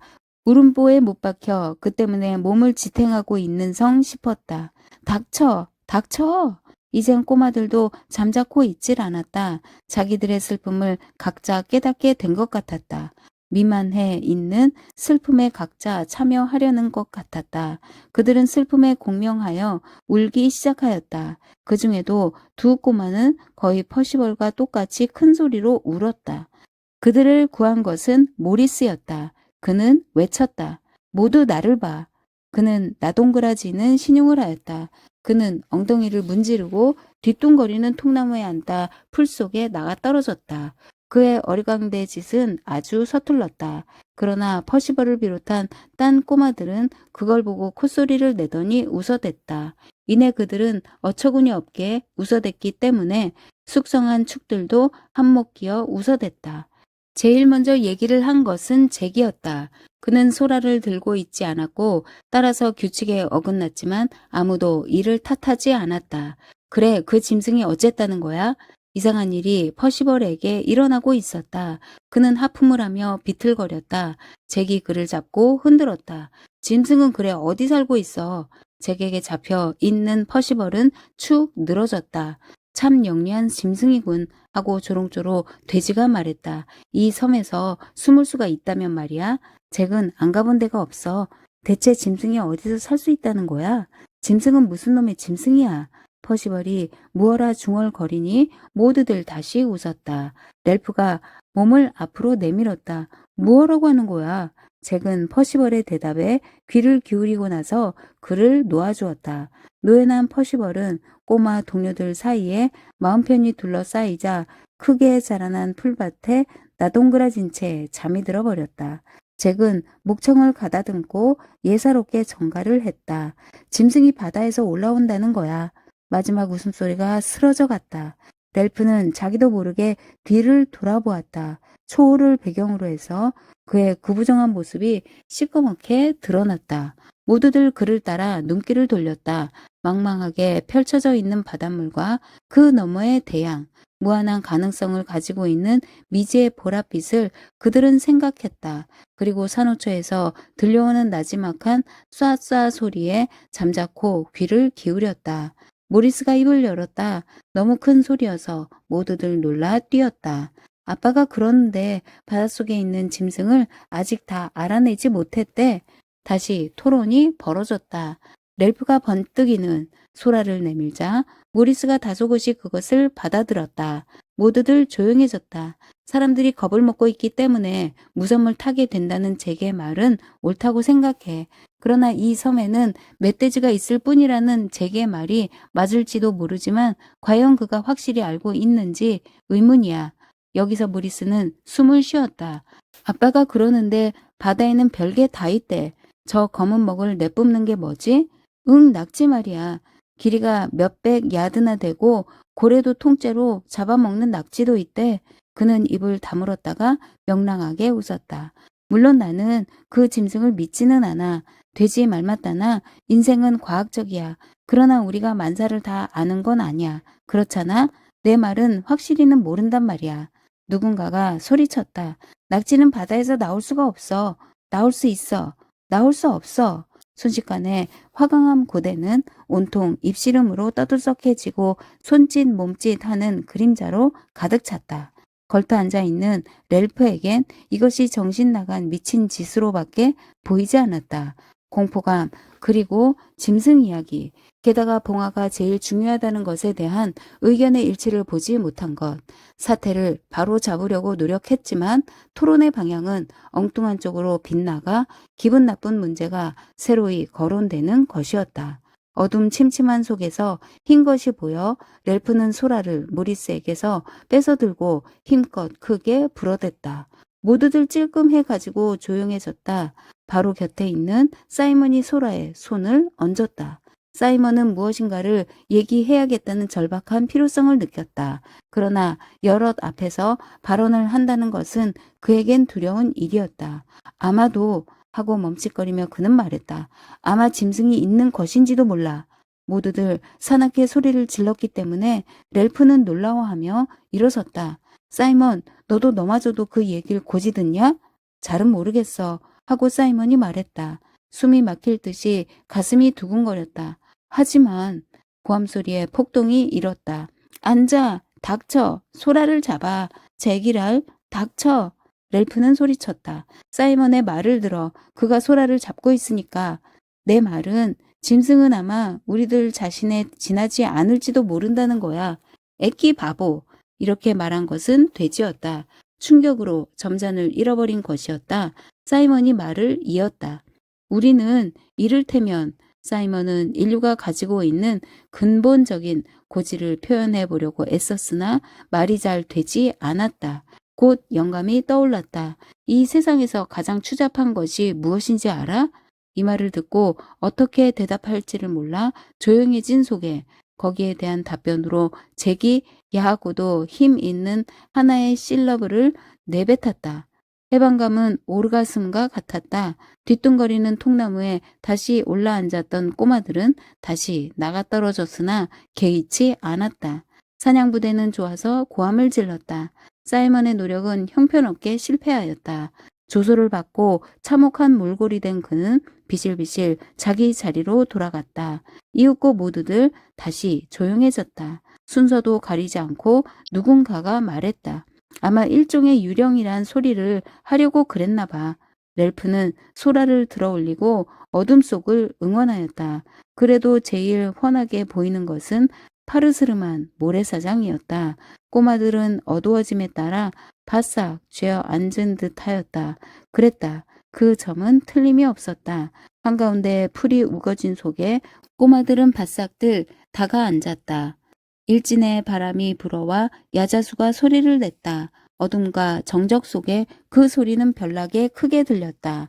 두 야자수 줄기가 서로 부딪혀 한낮에는 전혀 깨닫지 못했던 불길한 소리를 내었다. 돼지가 렐프의 손에서 소라를 잡았다. 그의 목소리는 노여움으로 떨렸다. 나는 유령을 믿지 않아. 어떻게 그런 걸 믿어? 잭도 일어섰다. 웬일인지 몹시 화를 내고 있었다. 내가 무얼 믿건 누가 알고 싶대? 뚱뚱보. 소라는 내가 들고 있어. 잠시 동안 우격다짐 소리가 나고 소라가 이리저리 움직였다. 소라를 내게 돌려줘. 렐프가 두 소년 사이로 뛰어들자 가슴을 한 대 맞았다. 그는 누군가가 쥐고 있던 소라를 빼앗아 들고는 숨을 가쁘게 몰아쉬며 앉았다. 유령 얘기는 너무 많이 했어. 이 문제는 낮에 해결하도록 해야겠어. 누구의 목소리인지는 모르지만 가라앉은 목소리가 참견을 했다. 그 짐승이란 것은 결국 유령일 거야. 바람에 불린 듯이 모두들 웅성댔다. 순서를 가리지 않고 너무 멋대로들 얘기를 하고 있어. 하고 렐프는 말했다. 규칙을 지키지 않으면 제대로 회합이 진행되지 못해. 그는 다시 얘기를 끊었다. 사전에 회합을 치밀하게 계획했지만 모두 허서가 되었다. 대체 너희들은 내가 무슨 얘기를 하길 바라는 거야? 이 회합을 그렇게 늦은 시각에 소집한 것은 내 잘못이야. 그 문제는 다수결로 정하기로 해. 즉, 유령에 관한 것 말이야. 그러고 나서 모두 필요하니 오두막으로 들어가기로 해. 안 된다고? 누구야? 잭이야? 잠깐만. 분명히 지금 말해두지만 나는 유령이 있다고 믿질 않아. 그게 부적당하다면 유령을 믿는다고 생각질 않는다고나 할까? 그러나 어쨌든 유령 생각은 하고 싶지 않아. 적어도 지금은 그래. 이렇게 깜깜한 속에선 말이야. 하긴 모든 것을 분명히 해둘 작정이었지만 그는 잠시 소라를 쳐들었다. 자, 그러면 이렇게 하지. 즉 문제는 유령이 과연 있느냐 없느냐는 것이지만 그는 잠시 생각에 잠겨 문제를 정리하려고 했다. 유령이 있을지도 모른다고 생각하는 사람 있어? 오랫동안 정적이 흐르고 이렇다 할 동작도 없었다. 그러자 렐프는 어둠 속을 응시한 채 쳐든 손을 세웠다. 그는 딱 잘라 말했다. 알겠어. 조리가 닿고 수긍해 가며 법이 지켜지던 그런 세계가 이제 쓰러져 가고 있었다. 그 전엔 이것저것 무엇인가가 있었다. 그러나 이제는 배마저도 떠나버리고 만 것이었다. 돼지가 소라를 획 빼서 잡고는 날카로운 목청으로 말하였다. 나는 유령에 찬성한다고 손들지는 않았어. 그는 모두를 획 둘러보았다. 모두들 그걸 잊지 말아줘. 그의 발 구르는 소리가 났다. 대체 우린 무엇야? 사람이야 동물이야? 그렇지 않으면 야만인이야? 어른들이 이 꼴을 보면 어떻게 생각하겠어? 어슬렁 걸어다니고 멧돼지 사냥이나 하고 불은 꺼뜨리고 지금 이 꼴은 또 뭐야? 한 그림자가 맹렬한 기세로 그의 앞으로 다가섰다. 닥쳐 이 뚱뚱한 군뱅이 같으니라고. 한순간 격투가 벌어지고 희끗희끗한 소라가 위아래로 몹시 흔들렸다. 렐프가 벌떡 일어섰다. 잭, 너는 소라를 가지고 있질 않아. 돼지에게 얘기를 계속하게 해. 잭의 얼굴이 렐프에게 대들었다. 너나 닥쳐. 도대체 넌 뭐야? 가만히 버티고 앉아서 이것저것 짓이나 하고 사냥도 못하고 노래도 못하는 주제에. 난 대장이야. 선출되었어. 그래, 선출되었다는 게 어쨌다는 거야? 이치도 안 닿는 명령이나 내리고. 돼지가 소라를 들고 있어. 그래. 언제나 돼지 편이나 들어. 잭! 이 소리를 잭은 모지락스럽게 흉내내었다. 잭! 규칙을! 하고 랠프는 소리쳤다. 넌 규칙을 깨뜨리고 있어. 무슨 상관이야? 랠프는 꾀를 부렸다. 우리들이 지금 가지고 있는 것이라고는 규칙뿐이니까 말이야. 그러나 잭은 대들었다. 빌어먹을 놈의 규칙이군. 우리 패는 힘이 세고 또 사냥을 해서 짐승이 있으면 잡아버리고 말테야. 싹 둘러싸 가지고 치고 또 쳐서. 그는 와 하고 사납게 소리를 지르고 파르스름한 모래사장으로 뛰어내렸다. 순간 화강암 고대는 소음과 흥분의 도가니로 변하고 온통 옥신각신하는 소리와 비명과 웃음소리로 가득 찼다. 회중은 질서를 잃고 아무렇게나 흩어져 야자수 쪽에서 물가로 모래사장을 따라 어둠에 쌓인 채 뿔뿔이 헤어졌다. 렐프는 소라가 자기 뺨에 와 닿는 것을 감지하고 그것을 돼지에게서 받아들었다. 어른들이 무엇라고 하겠어? 하고 돼지는 다시 외쳤다. 저 꼴 좀 봐. 사냥 흉내를 내는 소리, 발작적인 웃음소리, 그리고 정말 소름 끼치는 공포가 모래사장에서 몰려왔다. 소라를 불어 렐프. 돼지가 바싹 다가와 있었기 때문에 렐프는 그의 안경이 번뜩이는 것을 볼 수가 있었다. 봉화 올리는 것이 중요한데 그걸 그래 모르나?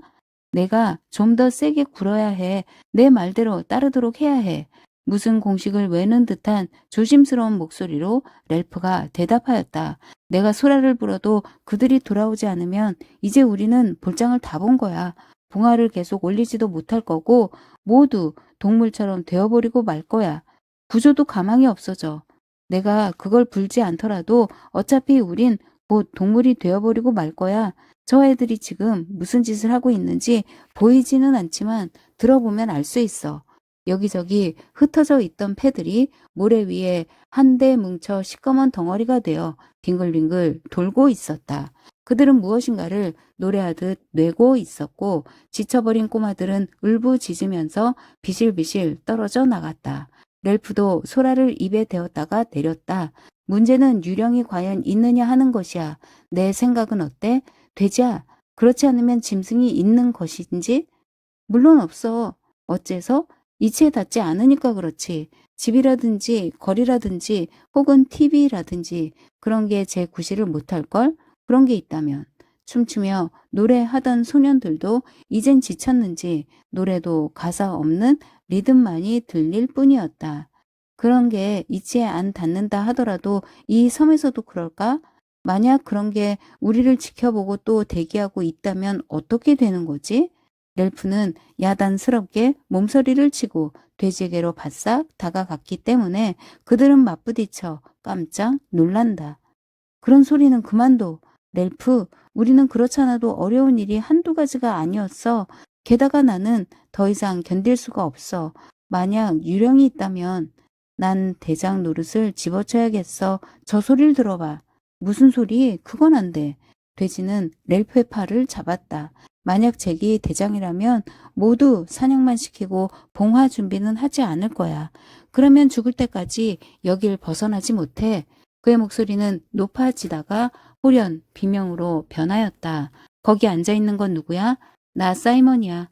잘들 모였군. 하고 렐프는 말했다. 세 마리의 눈먼 쇠양쥐지. 난 그만두겠어. 만약 내가 그만두면 하고 기죽은 속삭임 소리로 돼지가 말하였다. 나는 어떻게 돼? 아무 일 없어. 그는 날 미워해. 왜 그러는지 모르겠어. 그가 제 마음대로 굴게 되더라도 넌 괜찮아. 그는 너를 존경하니까. 그건 그렇고 너는 그 녀석을 때렸었지? 너도 방금 그 애와 한바탕 멋지게 맞붙지 않았어? 난 소라를 쥐고 있었어. 하고 돼지는 속셈 없이 말하였다. 난 얘기할 권리를 가지고 있었어. 사이먼이 어둠 속에서 몸을 움직였다. 대장 노릇을 계속해. 사이먼 닥쳐. 왜 짐승이 없다고 아까 얘기를 못했지? 난 그 애가 겁이 나. 하고 돼지가 말하였다. 그렇기 때문에 그 애를 잘 알고 있었어. 누군가가 겁이 나면 그를 미워하게 되지만 한편 그에 대한 생각을 떨쳐버릴 수가 없게 돼. 넌 그가 괜찮은 아이라고 자신을 속여가며 스스로에게 타이르고 있어. 그러나 그를 다시 보게 되는 때에는 그때는 천식에 걸린 것처럼 숨도 못 쉴 거야. 바로 말해두지만 그는 너도 미워하고 있어, 렐프. 나를 왜? 나도 몰라. 봉화일로 그를 몰아세웠고 또 그는 대장이 못 되었는데 너는 대장이잖아? 그래도 그는 어엿한 잭 메리도 아니야? 나는 병으로 누워있기를 잘해서 여러 가지 궁리를 많이 했어. 나는 인간에 관해서 아는 바가 있어. 나 자신도 잘 알고 그에 관해서도 짐작되는 것이 있어. 그는 너를 직접 해치진 못해. 그러나 내가 물러서면 너와 가장 가까운 사람을 해칠 거야. 그건 나야. 렐프, 돼지의 말이 맞아. 너와 잭은 맞선 사이야. 대장 노릇을 계속해. 우리는 모두 지향 없이 떠돌고 있고 모든 것은 형편없이 돌아가고 있어. 고향에서는 언제나 어른들이 있었어. 어떻게 할까요? 선생님? 어떻게 할까요, 선생님? 그러면 답변을 얻었어. 이렇게. 아줌마가 여기 있다면 얼마나 좋을까? 우리 아빠가 여기 계시다면 그러나 그런 소리 해본들 무슨 소용이 있겠니? 봉화를 계속 올려야지. 춤은 끝나고 사냥부대는 오두막으로 돌아가고 있었다. 어른들은 사리에 밝아 돼지의 말이었다. 어른들은 어둠을 무서워하지 않아 모여서 차를 마시고 토론을 하지. 그러면 만사가 제대로 돌아가게 돼. 어른들 같으면 섬을 불바다로 만들지 않지. 혹은 어른들 같으면 배를 만들 거야. 새 소녀는 캄캄한 속에 서서 어른들의 세계가 얼마나 당당한가 하는 것을 알리려고 애를 썼으나 뜻대로 되지 않았다. 어른들 같으면 싸움을 않을 거야. 내 안경을 깨뜨리지도 않을 테고 짐승 얘기 같은 것도 않을 테고 어른들이 우리들에게 전가를 보낼 수 있게만 되면 하고 렐프는 절망적으로 소리쳤다. 어른들일 것 같으면 이렇게 하겠다는 걸 무언가 알려주기만 한다면 무슨 신호라도 보내준다면 오죽 좋겠어? 어둠 속에서 흐느끼는 소리가 들려와 그들은 몸이 오싹해져 서로 부둥켜 안으려 했다. 흐느낌 소리는 이 세상 것이 아닌 것처럼 멀리에서인 듯 높아지더니 무슨 소린지 알아들을 수 없는 잠꼬대로 변했다. 합코트, 세인트 앤터니 목사 같네. 퍼시벌, 윈즈, 메디슨은 크게 자란 풀밭 속에 누운 채 그의 주소를 외워봤댔자 아무런 소용이 닿지 않는 상황을 헤어나가고 있었다.